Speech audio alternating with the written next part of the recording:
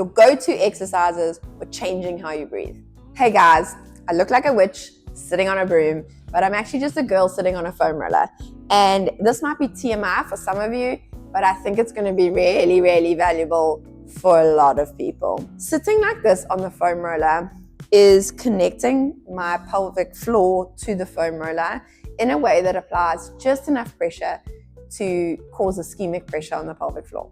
So if my pubic bone is against the front, my coccyx is at the back of my pelvic floor, and I'm just sitting the whole length of my pelvic floor here, resting on top of it and focusing on breathing. And by drawing the air into my tummy, I'm actually asking my pelvic floor to respond to the diaphragm, to descend, and to get some trigger point therapy from that foam roller. This allows my body and my brain to relax while I'm stretching out the pelvic floor. It's an excellent, gentle rehabilitation tool. And you can couple this movement with other exercises so you don't feel like a nana.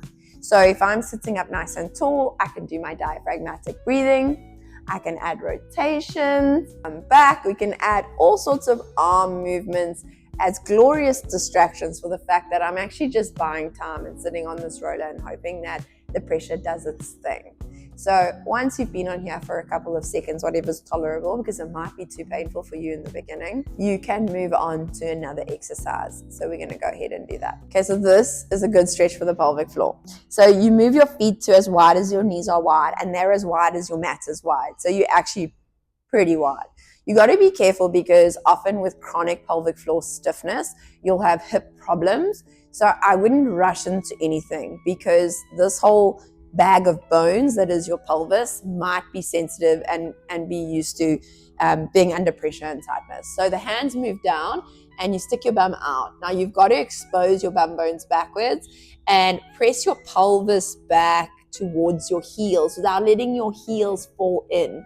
So the key is to keep the width in the heels out wide as you sink back into your hips. Then you lower onto your elbows and you spend some time here. And you can rest and rock forward if it's too hectic and come back into position and rest.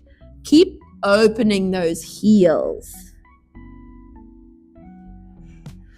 And so you'll do that a couple of times, possibly for 30 seconds to 45 seconds, but not at the detriment of the front of your hip and pelvis. I'm already poised in position, but you can use your kitchen counter. So you want to find a surface that's in line with your hips, not higher than your pelvis, where your knee can be in the middle and your sternum is in the middle of your knee. So I've got my foot over the edge. That's really important. People try and do this exercise with their ankle on top of the surface and it doesn't work as well. So foot dangles over the edge. You got to square off your pelvis and you're going to get a stretch in your hips and your bum. So if this is enough for you, no problem. But if you're looking for a little bit more, you just hinge forward and you start to feel that stretch in your hip and you move further forward and you can eventually lie all the way down. This is a great one for the piriformis and the glutes. It's a stretch and it gets to the pelvic floor via the piriformis muscle. I would do it 20 to 30 seconds, swap legs and do it twice.